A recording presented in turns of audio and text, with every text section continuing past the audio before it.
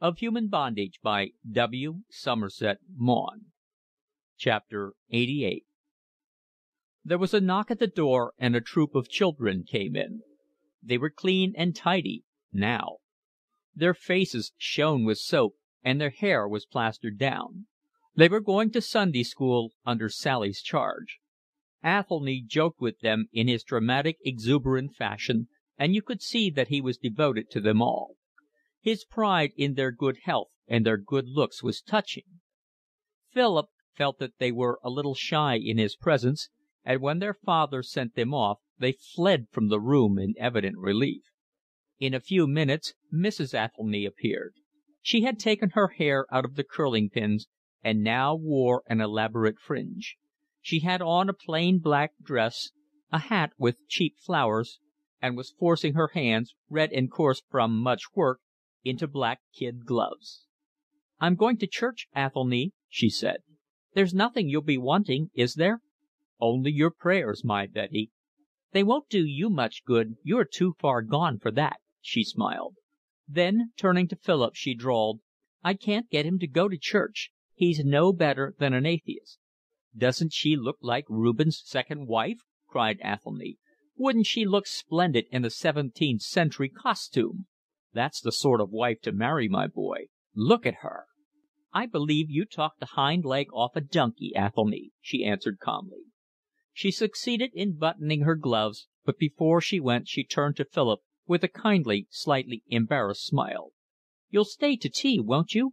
Athelny likes some one to talk to, and it's not often he gets anybody who's clever enough." "Of course he'll stay to tea," said Athelny. Then, when his wife had gone, "I make a point of the children going to Sunday school, and I like Betty to go to church. I think women ought to be religious. I don't believe myself, but I like women and children to." Philip, straight-laced in matters of truth, was a little shocked by this airy attitude.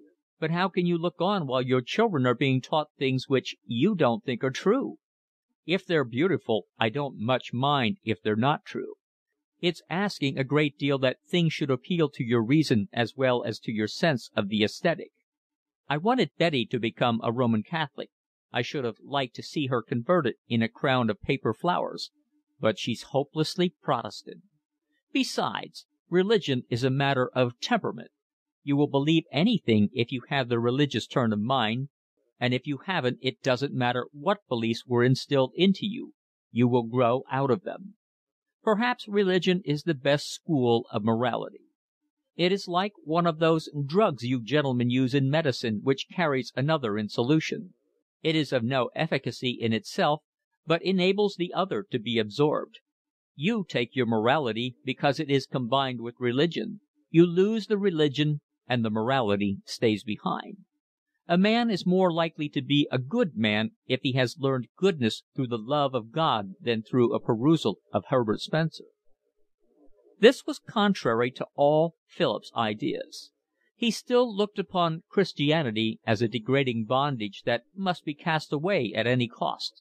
It was connected subconsciously in his mind with the dreary services in the cathedral at Tercanbury, and the long hours of boredom in the cold church at Blackstable. And the morality of which Athelny spoke was to him no more than a part of the religion which a halting intelligence preserved when it had laid aside the beliefs which alone made it reasonable. But while he was meditating a reply, Athelny, more interested in hearing himself speak than in discussion, broke into a tirade upon Roman Catholicism. For him it was an essential part of Spain, and Spain meant so much to him, because he had escaped to it from the conventionality which during his married life he had found so irksome.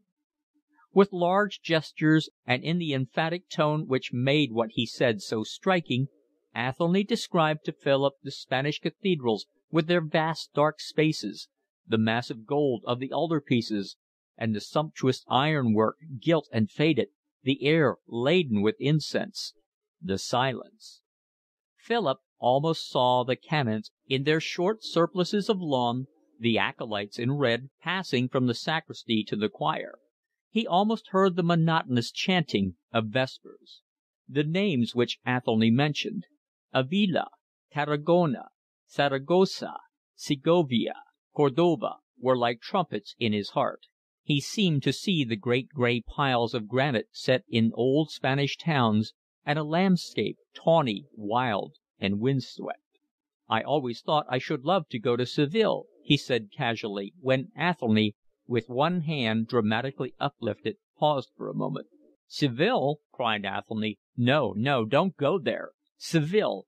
It brings to mind girls dancing with castanets, singing in gardens by the Guadalquivir, bullfights, orange blossom, mantillas, mantones de Manila. It is the Spain of comic opera and Montmartre. Its facile charm can offer permanent entertainment only to an intelligence which is superficial. Théophile Gautier got out of Seville all that it has to offer. We who come after him can only repeat his sensations. He put large fat hands on the obvious, and there is nothing but the obvious there, and it is all finger-marked and frayed. Murillo is its painter." Athelny got up from his chair, walked over to the Spanish cabinet, let down the front with its great gilt hinges and gorgeous lock, and displayed a series of little drawers. He took out a bundle of photographs. "Do you know El Greco?" he asked. "Oh, I remember one of the men in Paris was awfully impressed by him."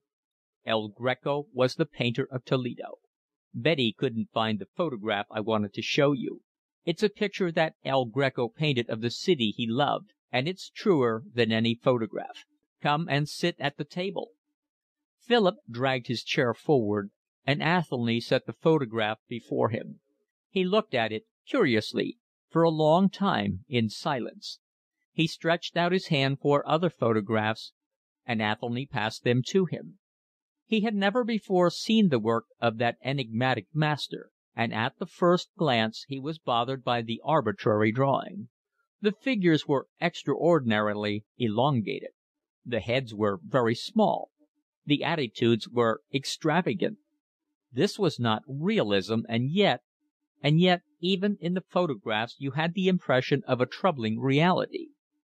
Athelny was describing eagerly, with vivid pleasures, but Philip only heard vaguely what he said. He was puzzled.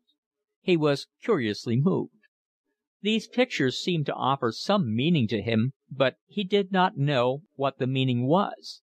There were portraits of men with large, melancholy eyes, which seemed to say you knew not what. There were long monks in the Franciscan habit or in the Dominican, with distraught faces, making gestures whose sense escaped you.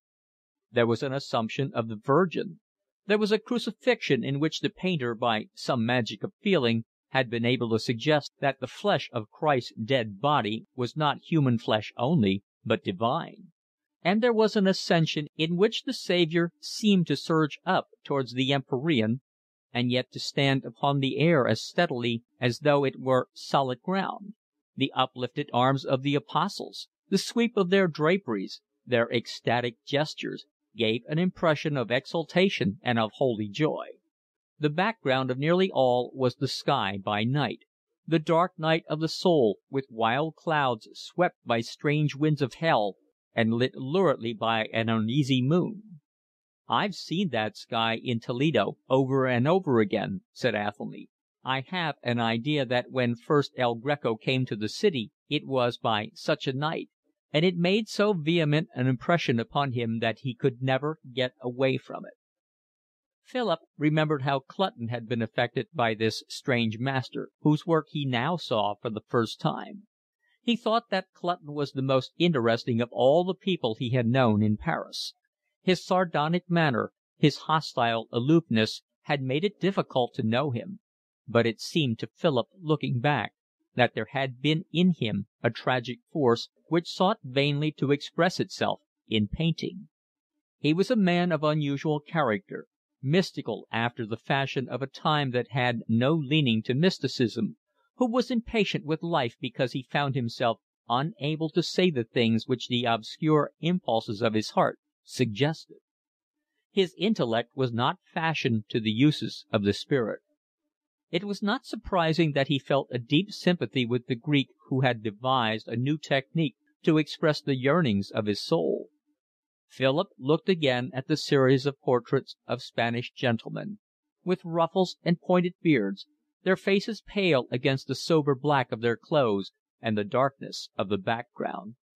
El Greco was the painter of the soul, and these gentlemen, wan and wasted, not by exhaustion but by restraint, with their tortured minds, seemed to walk unaware of the beauty of the world.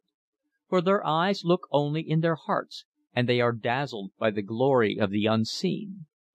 No painter has shown more piteously that the world is but a place of passage. The souls of the men he painted speak their strange longings through their eyes. Their senses are miraculously acute, not for sounds and odors and color, but for the very subtle sensations of the soul. The noble walks with the monkish heart within him, and his eyes see things which saints in their cells see too, and he is unastounded. His lips are not lips that smile. Philip, silent still, returned to the photograph of Toledo, which seemed to him the most arresting picture of them all. He could not take his eyes off it. He felt strangely that he was on the threshold of some new discovery in life. He was tremulous with a sense of adventure.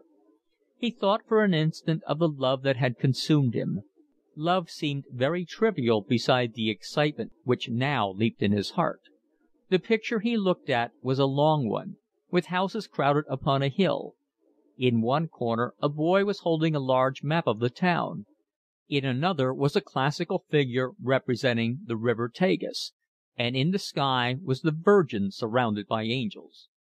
It was a landscape alien to all Philip's notion, for he had lived in circles that worshipped exact realism, and yet here again, strangely to himself, he felt a reality greater than any achieved by the masters in whose steps humbly he had sought to walk. He heard Athelny say that the representation was so precise that when the citizens of Toledo came to look at the picture they recognized their houses. The painter had painted exactly what he saw, but he had seen with the eyes of the spirit.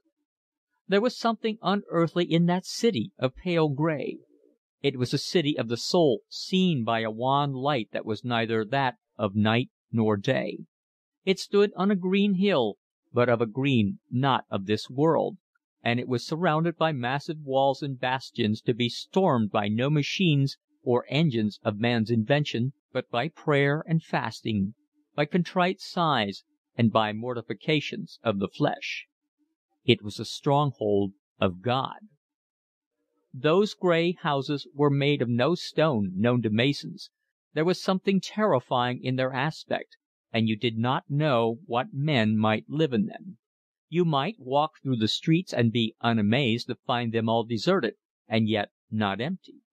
For you felt a presence invisible and yet manifest to every inner sense.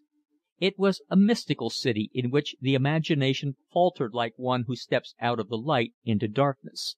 The soul walked naked to and fro, knowing the unknowable, and conscious strangely of experience, intimate but inexpressible of the absolute. And without surprise, in that blue sky, real with a reality that not the eye but the soul confesses, with its rack of light clouds driven by strange breezes, like the cries and the sighs of lost souls, you saw the Blessed Virgin with a gown of red and a cloak of blue, surrounded by winged angels. Philip felt that the inhabitants of that city would have seen the apparition without astonishment, reverent and thankful, and have gone their ways. Athelny spoke of the mystical writers of Spain, of Teresa de Avila, San Juan de la Cruz, Fray Luis de Leon. In all of them was that passion for the unseen which Philip felt in the pictures of El Greco. They seemed to have the power to touch the incorporeal and see the invisible. They were Spaniards of their age, in whom were tremulous all the mighty exploits of a great nation. Their fancies were rich with the glories of America and the green islands of the Caribbean Sea. In their veins was the power that had come from age-long battling with the Moor.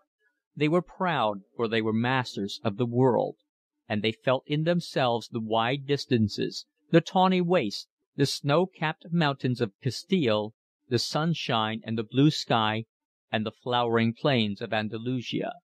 Life was passionate and manifold, and because it offered so much they felt a restless yearning for something more. Because they were human they were unsatisfied, and they threw this eager vitality of theirs into a vehement striving after the ineffable. Athelny was not displeased to find someone to whom he could read the translations with which for some time he had amused his leisure, and in his fine, vibrating voice he recited the Canticle of the Soul and Christ her Lover, the lovely poem which begins with the words: En una noche oscura, en la noche serena of Fray Luis de Leon. He had translated them quite simply, not without skill, and he had found words which at all events suggested the rough-hewn grandeur of the original.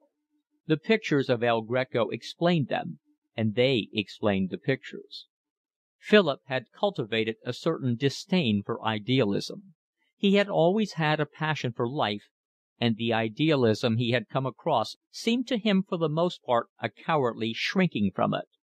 The idealist withdrew himself because he could not suffer the jostling of the human crowd. He had not the strength to fight, and so called the battle vulgar. He was vain, and since his fellows would not take him at his own estimate, consoled himself with despising his fellows. For Philip his type was Hayward. Fair, languid, too fat now, and rather bald, still cherishing the remains of his good looks, and still delicately proposing to do exquisite things in the uncertain future. And at the back of this were whiskey and vulgar amours of the street. It was in reaction from what Hayward represented that Philip clamoured for life as it stood. Sordidness, vice, deformity did not offend him. He declared that he wanted man in his nakedness, and he rubbed his hands when an instance came before him of meanness, cruelty, selfishness, or lust. That was the real thing. In Paris he had learned that there was neither ugliness nor beauty, but only truth. The search after beauty was sentimental. Had he not painted an advertisement of chocolat Menier in a landscape in order to escape from the tyranny of prettiness? But here he seemed to divine something new. He had been coming to it, all hesitating, for some time, but only now was conscious of the fact. He felt himself on the brink of a discovery. He felt vaguely that here was something better than the realism which he had adored. But certainly it was not the bloodless idealism which stepped aside from life in weakness. It was too strong. It was virile. It accepted life in all its vivacity, ugliness and beauty, squalor and heroism. It was realism still. But it was realism carried to some higher pitch, in which facts were transformed by the more vivid light in which they were seen. He seemed to see things more profoundly through the grave eyes of those dead noblemen of Castile, and the gestures of the saints, which at first had seemed wild and distorted, appeared to have some mysterious significance. But he could not tell what that significance was. It was like a message which it was very important for him to receive, but it was given him in an unknown tongue, and he could not understand. He was always seeking for a meaning in life, and here it seemed to him that a meaning was offered. But it was obscure and vague. He was profoundly troubled. He saw what looked like the truth as by flashes of lightning on a dark stormy night you might see a mountain range. He seemed to see that a man need not leave his life to chance, but that his will was powerful.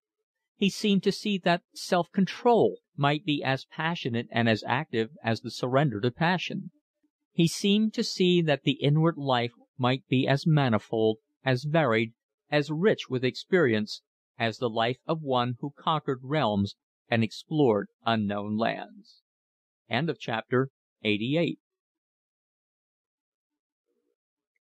Chapter 89.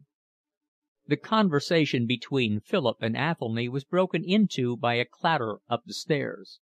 Athelny opened the door for the children coming back from Sunday school, and with laughter and shouting they came in. Gaily he asked them what they had learned.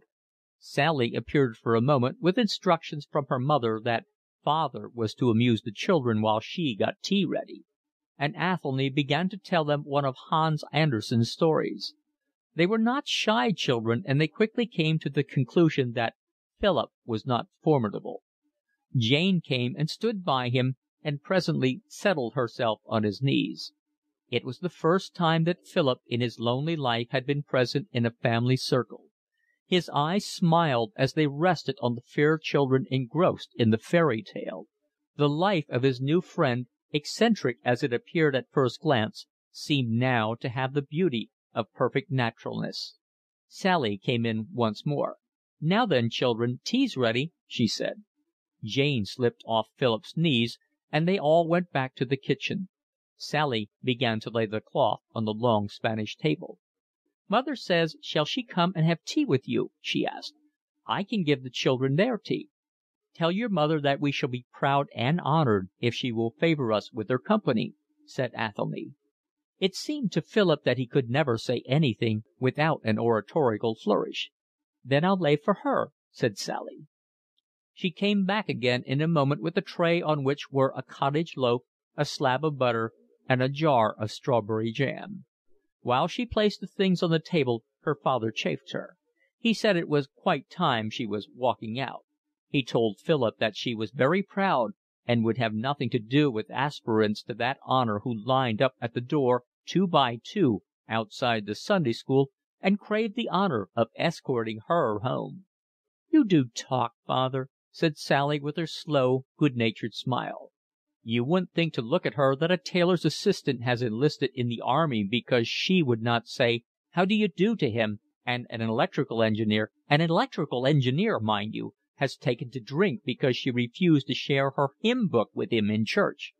I shudder to think what will happen when she puts her hair up." "Mother'll bring the tea along herself," said Sally.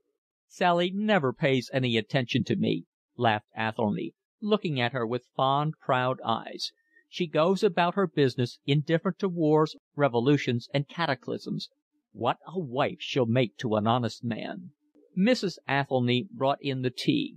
She sat down and proceeded to cut bread and butter. It amused Philip to see that she treated her husband as though he were a child. She spread jam for him and cut up the bread and butter into convenient slices for him to eat. She had taken off her hat, and in her Sunday dress, which seemed a little tight for her, she looked like one of the farmers' wives whom Philip used to call on sometimes with his uncle when he was a small boy. Then he knew why the sound of her voice was familiar to him. She spoke just like the people round Blackstable. "What part of the country do you come from?" he asked her. "I'm a Kentish woman. I come from Ferne." "I thought as much. My uncle's vicar of Blackstable." "That's a funny thing now," she said. "I was wondering in church just now whether you was any connection of Mr. Carey. Many's the time I've seen him. A cousin of mine married Mr. Barker of Roxley Farm, over by Blackstable Church, and I used to go and stay there often when I was a girl. Isn't that a funny thing now?" She looked at him with a new interest, and a brightness came into her faded eyes. She asked him whether he knew Ferne. It was a pretty village, about 10 miles across country from Blackstable, and the vicar had come over sometimes to Blackstable for the harvest Thanksgiving. She mentioned names of various farmers in the neighbourhood. She was delighted to talk again of the country in which her youth was spent, and it was a pleasure to hear her recall scenes and people that had remained in her memory with the tenacity peculiar to her class.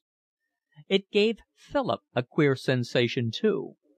A breath of the countryside seemed to be wafted into that panelled room in the middle of London. He seemed to see the fat Kentish fields with their stately elms, and his nostrils dilated with the scent of the air. It is laden with the salt of the North Sea, and that makes it keen and sharp. Philip did not leave the Athelnys till 10 o'clock. The children came in to say good night at 8, and quite naturally put up their faces for Philip to kiss. His heart went out to them. Sally only held out her hand. "Sally never kisses gentlemen till she's seen them twice," said her father. "You must ask me again then," said Philip. "You mustn't take any notice of what father says," remarked Sally with a smile. "She's a most self-possessed young woman," added her parent.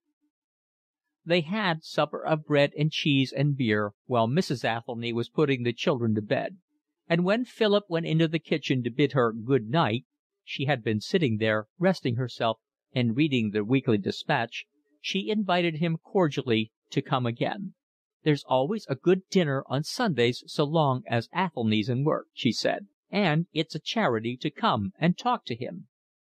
On the following Saturday Philip received a postcard from Athelny saying that they were expecting him to dinner next day; but fearing their means were not so much that Mr. Athelny would desire him to accept, Philip wrote back that he would only come to tea. He bought a large plum cake so that his entertainment should cost nothing. He found the whole family glad to see him, and the cake completed his conquest of the children. He insisted that they should all have tea together in the kitchen, and the meal was noisy and hilarious. Soon Philip got into the habit of going to Athelny's every Sunday. He became a great favourite with the children because he was simple and unaffected, and because it was so plain that he was fond of them. As soon as they heard his ring at the door, one of them popped a head out of window to make sure it was he, and then they all rushed downstairs tumultuously to let him in. They flung themselves into his arms. At tea they fought for the privilege of sitting next to him. Soon they began to call him Uncle Philip. Athelny was very communicative, and little by little Philip learned the various stages of his life. He had followed many occupations, and it occurred to Philip that he managed to make a mess of everything he attempted. He had been on a tea plantation in Ceylon, and a traveller in America for Italian wines. His secretaryship of the water company in Toledo had lasted longer than any of his employments. He had been a journalist and for some time had worked as police court reporter for an evening paper. He had been sub-editor of a paper in the Midlands and editor of another on the Riviera. From all his occupations he had gathered amusing anecdotes, which he told with a keen pleasure in his own powers of entertainment. He had read a great deal, chiefly delighting in books which were unusual, and he poured forth his stories of abstruse knowledge with childlike enjoyment of the amazement of his hearers.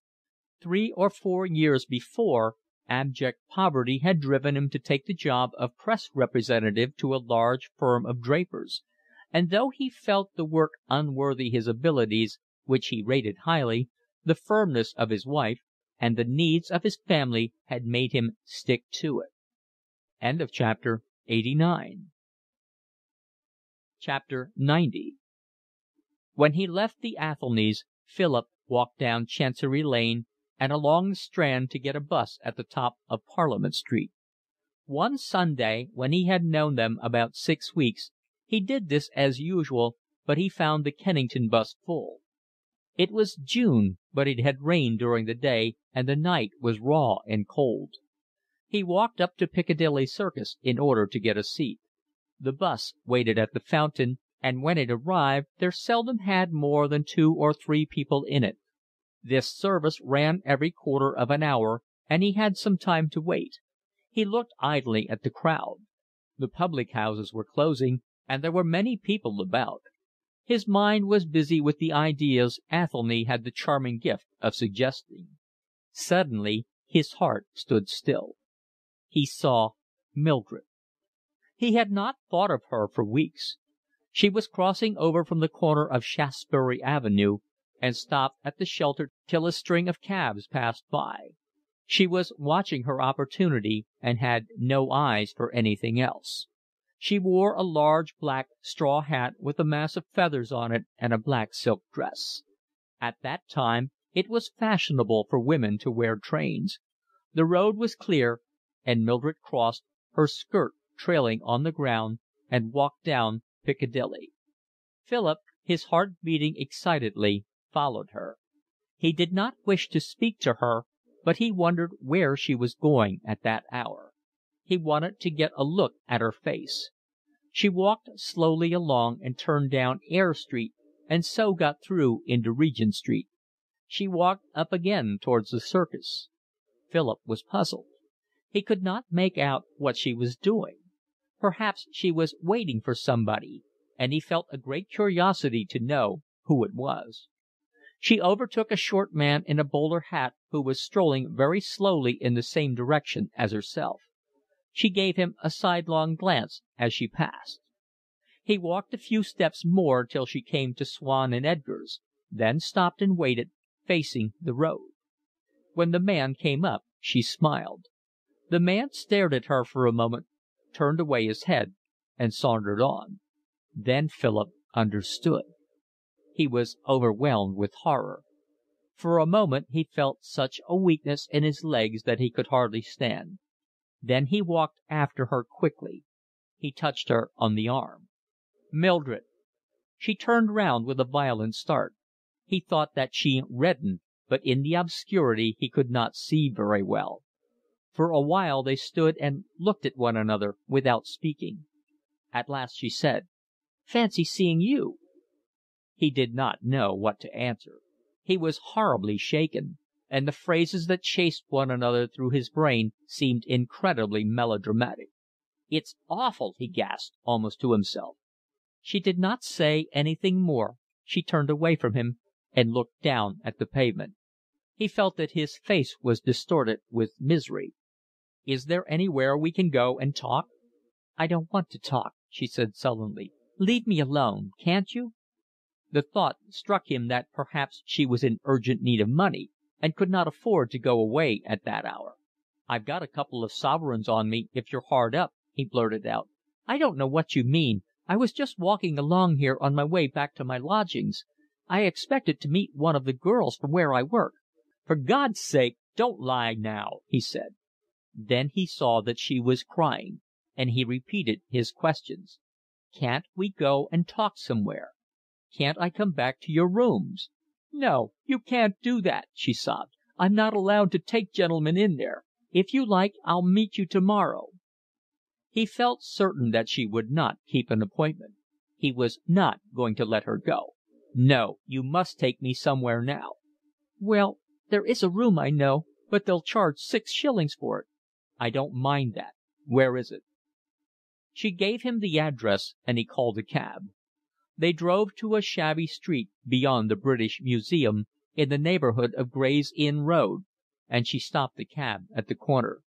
"They don't like you to drive up to the door," she said. They were the first words either of them had spoken since getting into the cab. They walked a few yards, and Mildred knocked 3 times, sharply, at a door. Philip noticed in the fanlight a cardboard on which was an announcement that apartments were to let. The door was opened quietly, and an elderly tall woman let them in. She gave Philip a stare, and then spoke to Mildred in an undertone. Mildred led Philip along a passage to a room at the back. It was quite dark. She asked him for a match and lit the gas. There was no globe, and the gas flared shrilly. Philip saw that he was in a dingy little bedroom with a suite of furniture, painted to look like pine much too large for it. The lace curtains were very dirty. The grate was hidden by a large paper fan. Mildred sank on the chair which stood by the side of the chimney-piece. Philip sat on the edge of the bed. He felt ashamed. He saw now that Mildred's cheeks were thick with rouge, her eyebrows were blackened, but she looked thin and ill, and the red on her cheeks exaggerated the greenish pallor of her skin. She stared at the paper fan in a listless fashion. Philip could not think what to say, and he had a choking in his throat as if he were going to cry.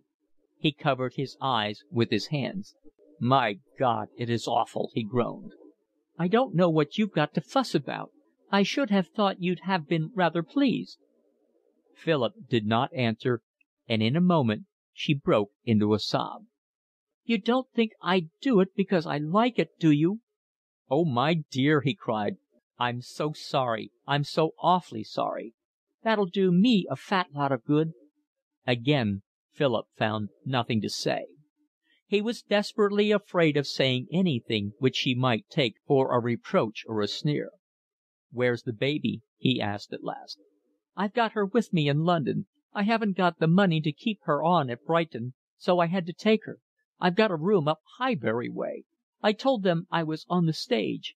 It's a long way to have to come down to the West End every day, but it's a rare job to find anyone who'll let to ladies at all. Won't they take you back at the shop? I couldn't get any work to do anywhere.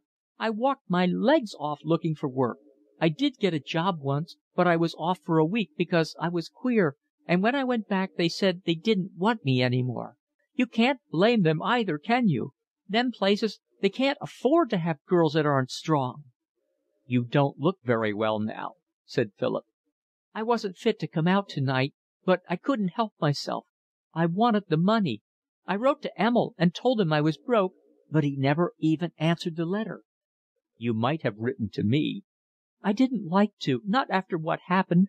And I didn't want you to know I was in difficulties. I shouldn't have been surprised if you'd just told me I'd only got what I deserved." "You don't know me very well, do you, even now?" For a moment he remembered all the anguish he had suffered on her account, and he was sick with the recollection of his pain. But it was no more than recollection. When he looked at her he knew that he no longer loved her. He was very sorry for her, but he was glad to be free. Watching her gravely, he asked himself why he had been so besotted with passion for her. "You're a gentleman in every sense of the word," she said. "You're the only one I've ever met." She paused for a moment and then flushed. "I hate asking you, Philip, but can you spare me anything?" "It's lucky I've got some money on me.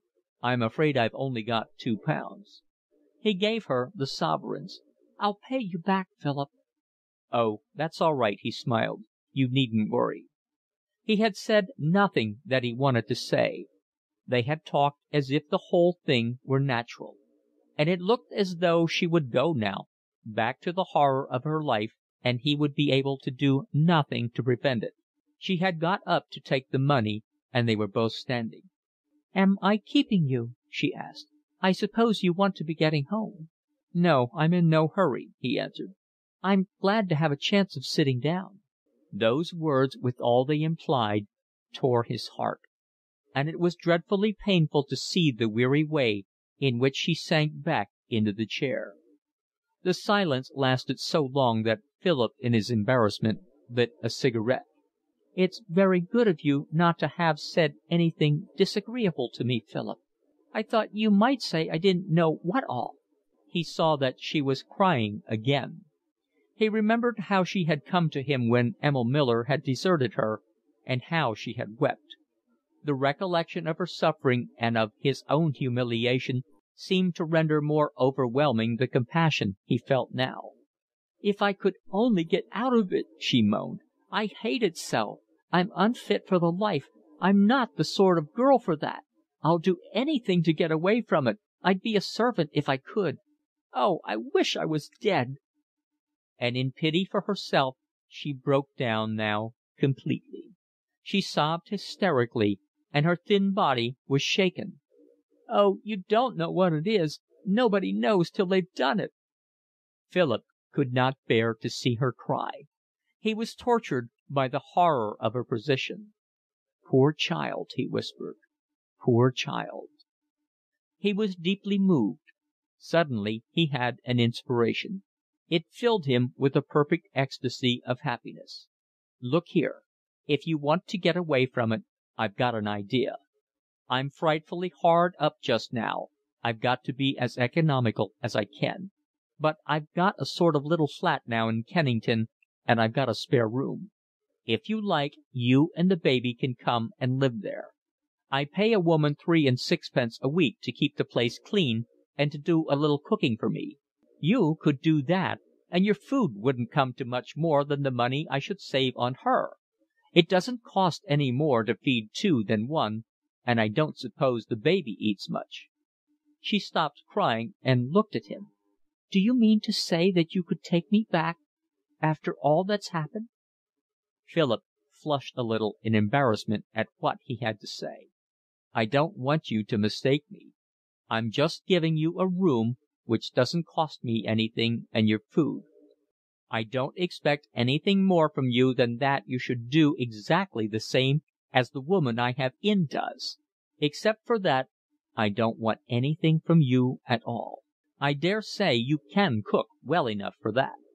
She sprang to her feet and was about to come towards him. "You are good to me, Philip." "No, please stop where you are," he said hurriedly, putting out his hand as though to push her away.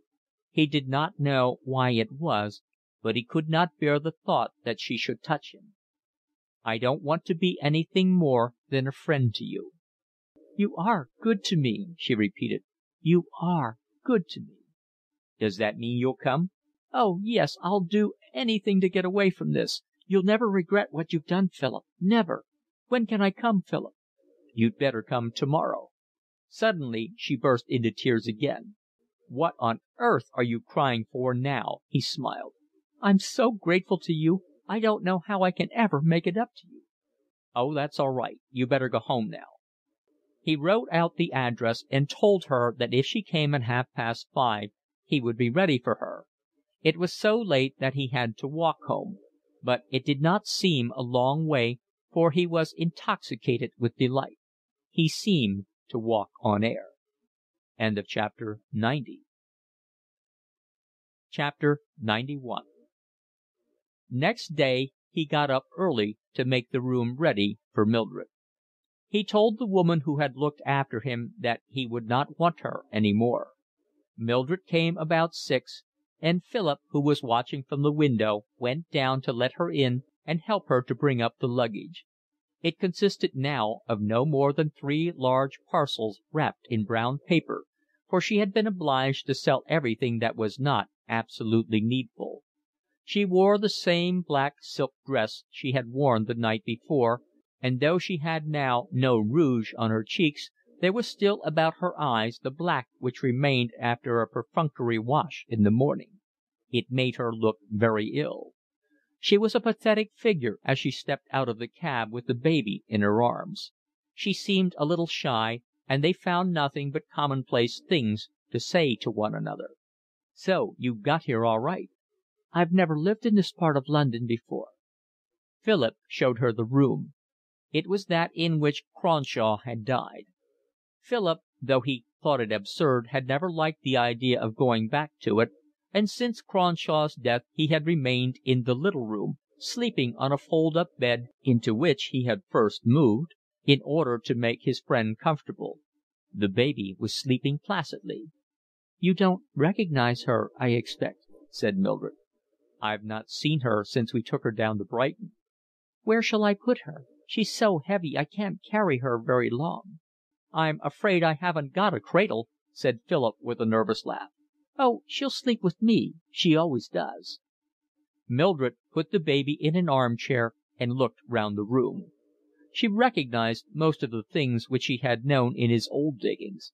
Only one thing was new, a head and shoulders of Philip which Lawson had painted at the end of the preceding summer. It hung over the chimney-piece. Mildred looked at it critically. "In some ways I like it, and in some ways I don't. I think you're better looking than that." "Things are looking up," laughed Philip. "You've never told me I was good looking before." "I'm not one to worry myself about a man's looks. I don't like good looking men. They're too conceited for me." Her eyes travelled round the room in an instinctive search for a looking glass, but there was none. She put up her hand and patted her large fringe. "What'll the other people in the house say to my being here?" she asked suddenly. "Oh, there's only a man and his wife living here. He's out all day, and I never see her except on Saturday to pay my rent. They keep entirely to themselves. I've not spoken 2 words to either of them since I came." Mildred went into the bedroom to undo her things and put them away. Philip tried to read, but his spirits were too high. He leaned back in his chair, smoking a cigarette, and with smiling eyes looked at the sleeping child. He felt very happy. He was quite sure that he was not at all in love with Mildred. He was surprised that the old feeling had left him so completely. He discerned in himself a faint physical repulsion from her, and he thought that if he touched her it would give him goose-flesh. He could not understand himself. Presently, knocking at the door, She came in again. "I say, you needn't knock," he said. "Have you made the tour of the mansion?" "It's the smallest kitchen I've ever seen." "You'll find it large enough to cook our sumptuous repasts," he retorted lightly. "I see there's nothing in. I'd better go out and get something." "Yes, but I venture to remind you that we must be devilish economical." "What shall I get for supper?" "You'd better get what you think you can cook," laughed Philip. He gave her some money, and she went out. She came in half an hour later and put her purchases on the table. She was out of breath from climbing the stairs. "I say, you are anemic," said Philip. "I'll have to dose you with Blaud's pills." "It took me some time to find the shops. I bought some liver. That's tasty, isn't it? And you can't eat much of it, so it's more economical than butcher's meat." There was a gas stove in the kitchen, and when she had put the liver on, Mildred came into the sitting room to lay the cloth. "Why are you only laying one place?" asked Philip. "Aren't you going to eat anything?" Mildred flushed. "I thought you mightn't like me to have my meals with you." "Why on earth not?" "Well, I'm only a servant, aren't I?" "Don't be an ass. How can you be so silly?" He smiled, but her humility gave him a curious twist in his heart. Poor thing. He remembered what she had been when first he knew her. He hesitated for an instant. "Don't think I'm conferring any benefit on you," he said. "It's simply a business arrangement. I'm giving you board and lodging in return for your work. You don't owe me anything. And there's nothing humiliating to you in it." She did not answer, but tears rolled heavily down her cheeks. Philip knew from his experience at the hospital that women of her class looked upon service as degrading. He could not help feeling a little impatient with her. But he blamed himself, for it was clear that she was tired and ill. He got up and helped her to lay another place at the table. The baby was awake now, and Mildred had prepared some Mellin's food for it. The liver and bacon were ready, and they sat down. For economy's sake, Philip had given up drinking anything but water, but he had in the house a half bottle of whiskey, and he thought a little would do Mildred good. He did his best to make the supper pass cheerfully, but Mildred was subdued and exhausted. When they had finished, she got up to put the baby to bed. "I think you'll do well to turn in early yourself," said Philip. "You look absolute done up." "I think I will after I've washed up." Philip lit his pipe and began to read. It was pleasant to hear somebody moving about in the next room. Sometimes his loneliness had oppressed him. Mildred came in to clear the table, and he heard the clatter of plates as she washed up. Philip smiled as he thought how characteristic it was of her that she should do all that in a black silk dress. But he had work to do, and he brought his book up to the table. He was reading Osler's Medicine, which had recently taken the place in the student's favour of Taylor's work, for many years the textbook most in use. Presently Mildred came in, rolling down her sleeves. Philip gave her a casual glance, but did not move. The occasion was curious, and he felt a little nervous. He feared that Mildred might imagine he was going to make a nuisance of himself, and he did not quite know how without brutality to reassure her. "By the way, I've got a lecture at 9, so I should want breakfast at 8:15. Can you manage that?" "Oh, yes. Why, when I was in Parliament Street I used to catch the 8:12 from Herne Hill every morning." "I hope you'll find your room comfortable. You'll be a different woman tomorrow after a long night in bed." "I suppose you work till late?" "I generally work till about 11 or half past." "I'll say good night then." "Good night." The table was between them. He did not offer to shake hands with her. She shut the door quietly. He heard her moving about in the bedroom, and in a little while he heard the creaking of the bed as she got in. Chapter 91